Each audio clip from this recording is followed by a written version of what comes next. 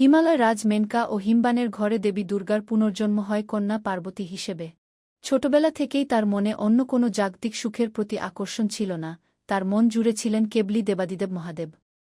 ওম নমঃ শিবায়, ওম নমঃ শিবায়, ওম নমঃ শিবায়। পার্বতী এখন রূপবতী যুবতী।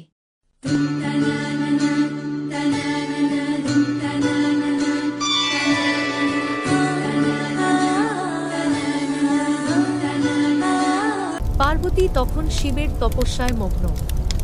তার প্রতিটি নিঃশ্বাসে, প্রতিটি স্পন্দনে মিশে আছে সেই একটিই নাম। ওম নমঃ শিবায়, ওম নমঃ শিবায়, ওম নমঃ শিবায়। পার্বতীর কঠোর তপস্যায় শেষমেশ দেবাদিদেব মহাদেব সন্তুষ্ট হলেন।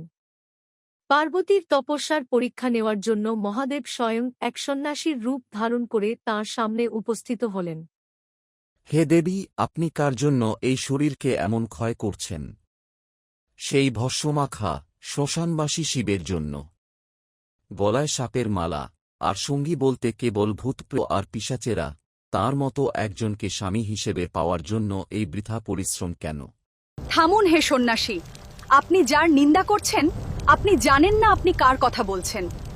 শিবের দারিদ্র্য আপনার কাছে অভিশাপ মনে হতে পারে, কিন্তু আমার কাছে সেটাই তার শ্রেষ্ঠ অলংকার। পার্বতীর মুখে নিজের প্রতি এমন অবিচল ভক্তি ও নিখাদ প্রেম শুনে মহাদেব আর নিজেকে লুকিয়ে রাখতে পারলেন না। পার্বতী ধীর পায়ে এগিয়ে গেলেন তাঁর আরাধ্যের দিকে। তিনি মহাদেবের সামনে দাঁড়িয়ে আলতো করে তার বাহুবন্ধনে পরম আদরে মহাদেবকে আলিঙ্গন করলেন। এভাবেই কঠোর তপস্যা, অটল ভক্তি এবং পরীক্ষার কঠিন পথ পেরিয়ে পার্বতী ও মহাদেবের শাশ্বত প্রেমের সূচনা হয়।